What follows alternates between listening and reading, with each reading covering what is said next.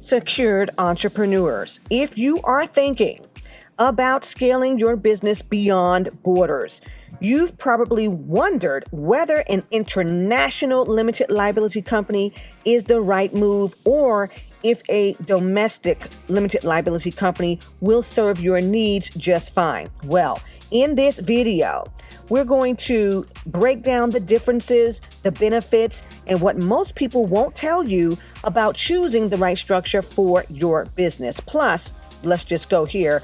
With the changes being made in the new Republican administration, it's more important than ever to understand how these structures can impact your financial future.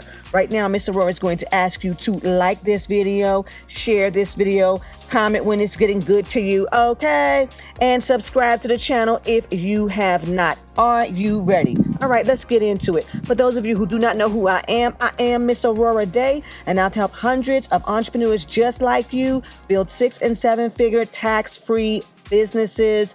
You heard that right. Stick around because we know that this is the Secured Entrepreneur Movement.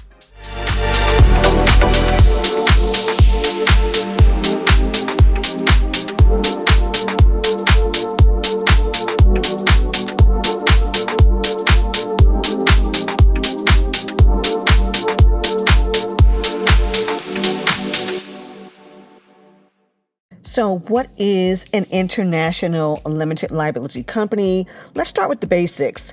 An international limited liability company is a legal entity that is going to allow you to operate in multiple countries while benefiting from specific legal, financial, and tax advantages. I can't stress this enough, and I'm telling you all that if you have not seen the videos in the members only section where I get into how you're going to create these anonymous limited liability companies across countries, I suggest that you get with it, okay? Now, unlike a domestic limited liability company, which is confined to a single jurisdiction, an international limited liability company gives you global flexibility.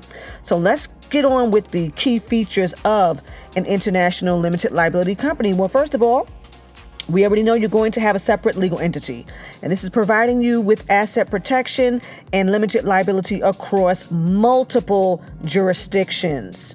Okay, limited liability protection. This is shielding your personal assets from business liabilities, just like a domestic limited liability company. And then, of course, you know, this is Miss Aurorah's favorite, tax optimization opportunities.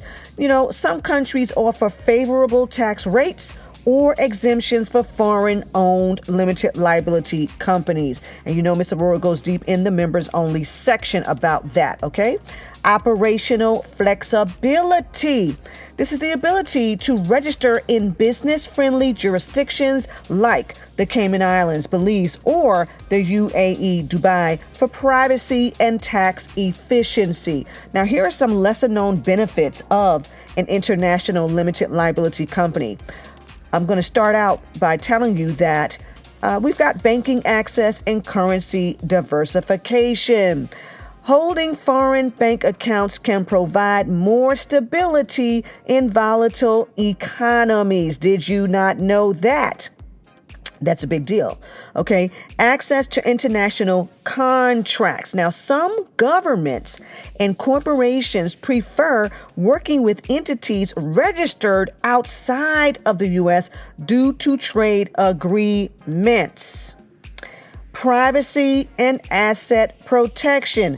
Many jurisdictions offer strict confidentiality laws, making it difficult for lawsuits or creditors to trace assets.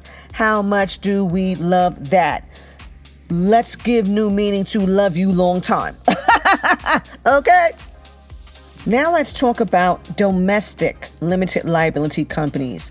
These are limited liability companies are registered within a specific state in a country, like an LLC formed in New York or New Jersey in the United States. The key features of that domestic limited liability company would be, number one, of course, limited liability protection.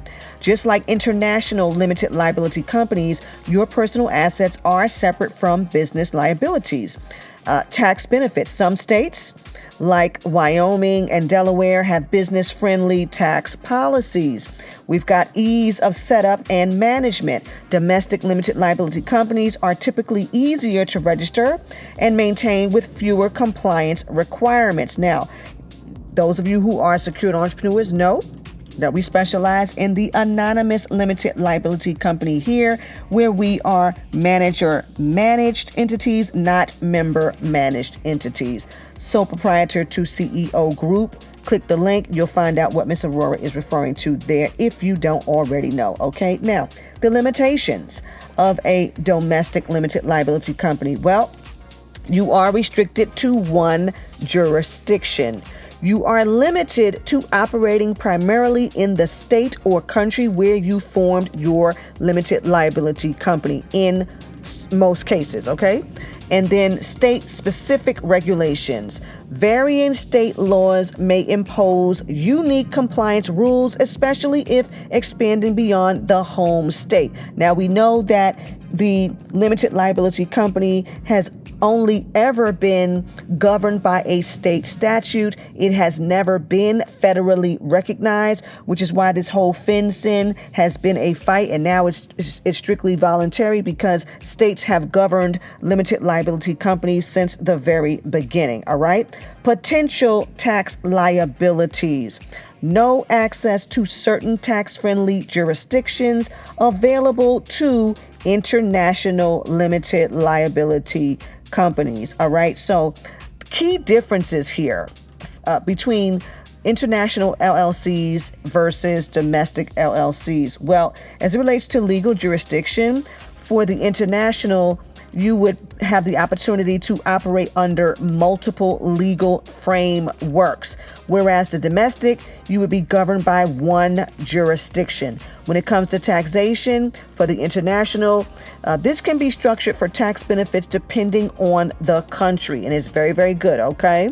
And then for domestic, of course, it's subject to local and federal taxes if, in fact, you do not know how to create your tax-free wealth cycle. There is a link in the description so that you can watch the Mastering Tax-Free Wealth training, okay? And then, of course, when it comes to regulatory compliance, for the international limited liability company, you've got compliance varies across different countries, okay?